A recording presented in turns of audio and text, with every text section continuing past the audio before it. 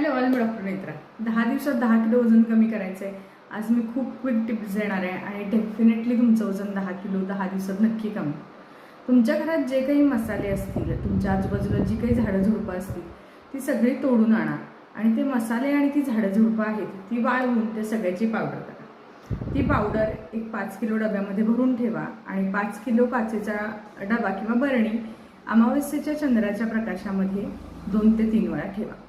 असं केल्यानं तुमची जी ती पावडर बनणार आहे त्या पावडरमध्ये प्रचंड भयानक शक्ती येते आणि मग ती शक्ती असणारी सिद्ध झालेली पावडर आहे ती तुम्ही गार करून गरम केलेल्या पाण्यामध्ये तुम्ही रोज एक चमचा घेतली की तुम्हाला दुसऱ्याच दिवशी लगेच ॲडमिट व्हायला लागेल आणि ॲडमिट झालं की तुम्ही सलाईनवर राहाल आणि सलाईनवर राहायला लागलं की आपोआपच तुमचं वजन 10 किलो कमी होईल.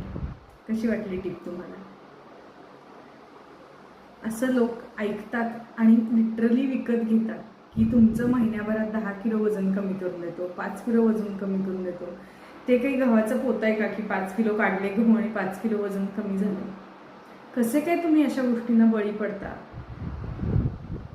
कुठल्या तरी गोष्टी ज्याच्यासाठी doctor, dietitian, nutritionist, fitness expert हे सगळेजण काम करत असतात, ती व्यक्ती स्वतः काम करत असते, तरी सुद्धा वजन हा नावाचा जो अहिमही रावण आहे, राक्षस आहे, ते हलत नाही.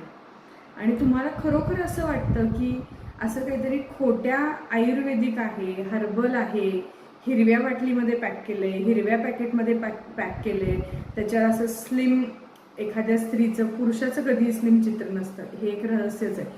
स्लिम स्त्रीचं एखादं चित्र आहे आणि मग ते घेतलं की तुम्हाला असं कसं वाटतं की हे कमी होईल?